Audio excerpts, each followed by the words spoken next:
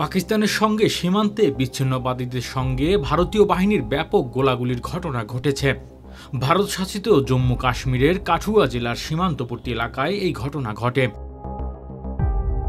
এদিকে গোলাগুলির এই ঘটনায় হতাহতের কোনো তথ্য পাওয়া যায়নি। সোমবার এক প্রতিবেদনে এই তথ্য জানিয়েছে ভারতীয় সংবাদ মাধ্যম টাইমস অফ ইন্ডিয়া।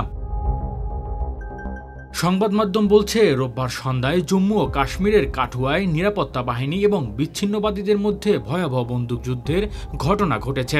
এই অঞ্চলে ৩ থেকে ৫ জন সন্ত্রাসীকে দেখা যাওয়ার পরেই সেখানে তল্লাশির অভিযান চালাচ্ছে নিরাপত্তা বাহিনী। ভারতীয় সংবাদ মাধ্যমের প্রতিবেদনে দাবি করা হয়েছে, নিরাপত্তা কর্মীর ভেতরে প্রবেশ করায় তাদের ওপর প্রচণ্ড গুলিবর্ষণ শুরু হয়, যার ফলে তীব্র গুলি বিনিময় শুরু হয়। পরে সেখানে দ্রুত অতিরিক্ত বাহিনী পাঠানো হয় এবং বিচ্ছিন্নতাবাদীদের খুঁজে বের করার জন্য অভিযান শুরু করা হয়। পৃথক প্রতিবেদনে সংবাদ মাধ্যম দ্য হিন্দু বলছে, রোববার সন্ধ্যায় জম্মু কাঠুয়া জেলার একটি জঙ্গলে বিচ্ছিন্নতাবাদীদের সঙ্গে গুলি বিনিময়ের পরপর অভিযান শুরু করা হয়েছে। প্রাথমিক প্রতিবেদনে বলা হয়েছে, কাঠুয়া জেলার হীরানগর সেক্টর ভারতীয় পাকিস্তান সীমান্তের কাছে সেনাল গ্রামে বিচ্ছিন্নতাবাদীদের গতিবিধি সম্পর্কে নিরাপত্তা বাহিনীর একটি গোপন সংবাদ পেয়েছিল। Desk report, metro TV.